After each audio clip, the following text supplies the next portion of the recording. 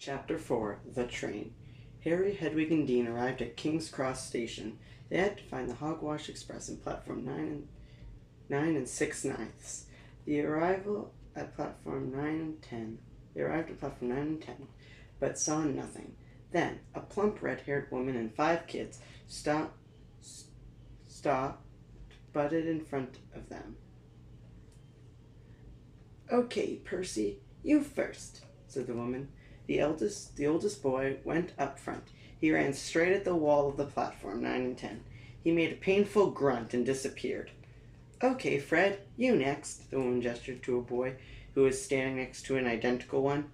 "He's not Fred, I am," said the boy she didn't point to. "Honestly, woman, you call yourself our mother," said the other. "Sorry, George," she apologized. "I'm only joking. I am Fred."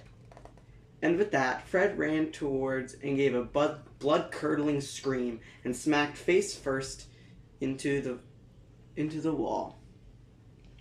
Fred vanished. His twin soon followed suit and gave a yodel. Dean went forward and tried to get the woman's attention. "So, we just run at the wall?" he asked. The lady nodded. Dean charged. Then he was gone. Harry was about to go, but then the lost boy took his turn crashing into the brick wall. Harry looked to the woman, and the small girl beside her winked at Harry. "Good luck," she told him. This only frightened Harry. He made sure Hedwig was secure before running straight at the wall. He braced himself for the pain. Harry screamed as he made impact with the wall. It felt like every bone in his body was shattering. Then he appeared on the other side, unharmed. In front of him was a giant scarlet steam engine. Harry got on the train and found a compartment with Dean and sat down. Right when the train began to pull out, the boy that had ran through the wall before him had entered the compartment. "May I sit with you? Everywhere else is full," he asked politely. Both Harry and Dean nodded. The red-haired boy sat down. "I'm Ron, by the way. Ron Weasley," he introduced himself. "I'm Dean Thomas," Dean chimed in. "And I'm Harry Potter." Ron's eyes widened. You're the boy!" Ron squawked.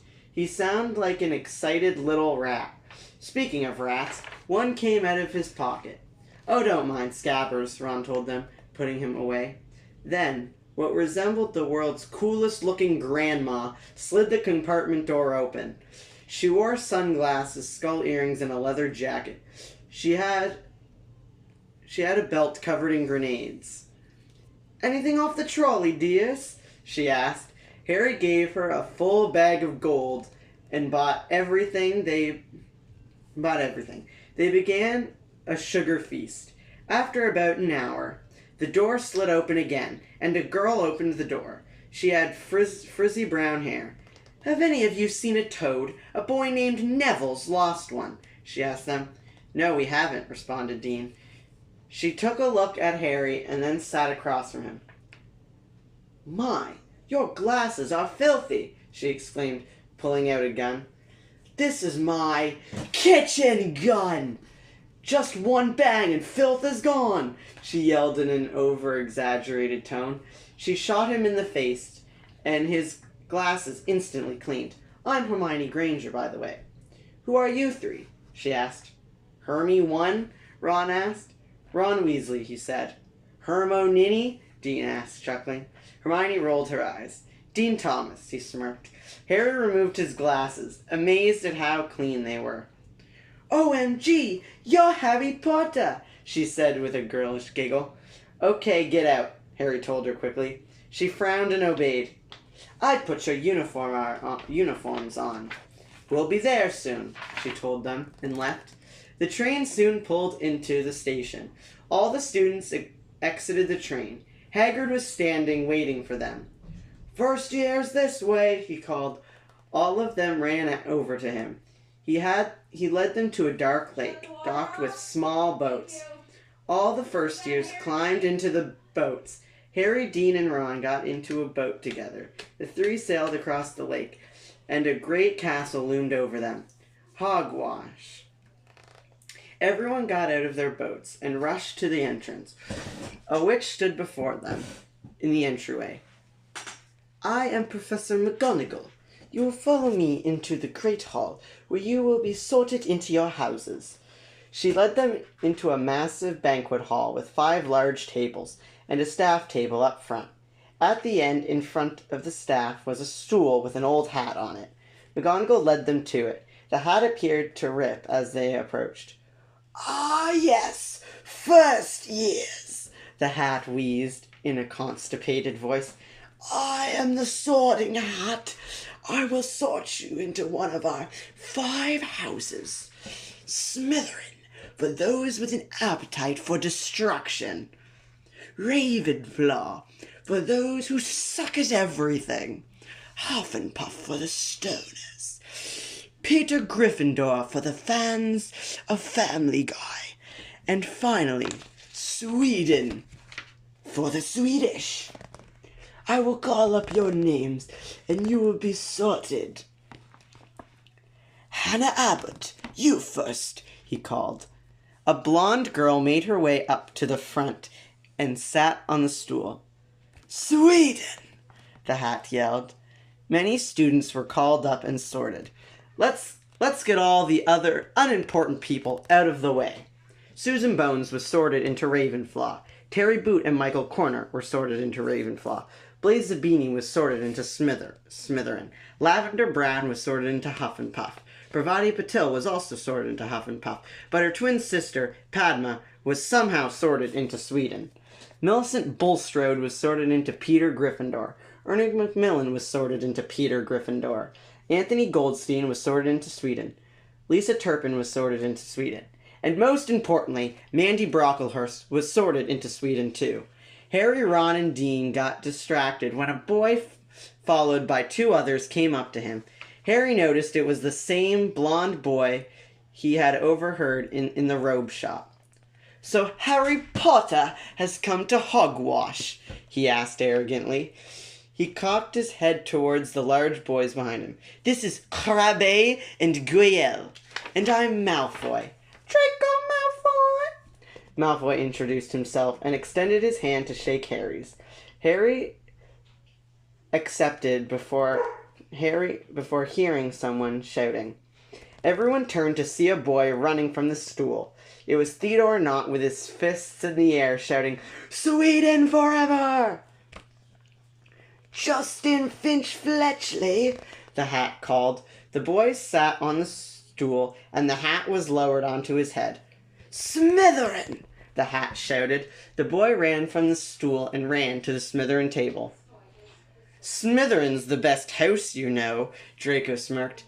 Yeah, my entire family is Slytherin, Ron chimed in. Daphne Greengrass, the hat called. A girl smoking a large thing of weed walked up to the stool. Hufflepuff, the hat shouted before it even touched her head. Then Crabbe and Goyle were called up, both sorted into Slytherin. I'll be there too.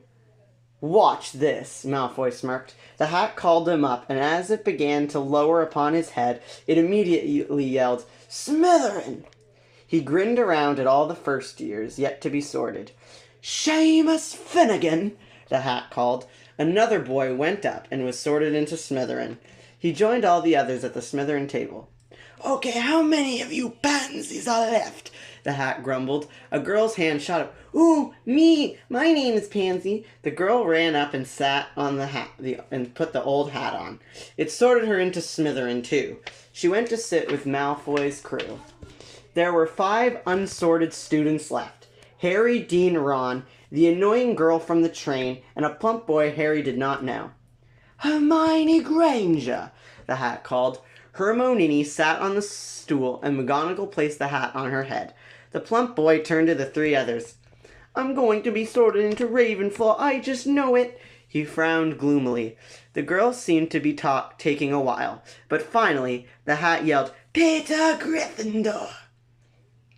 Neville Longbottom, the hat called, and the plump boy hobbled up to the stool. He squirmed uncomfortably when the hat touched his head.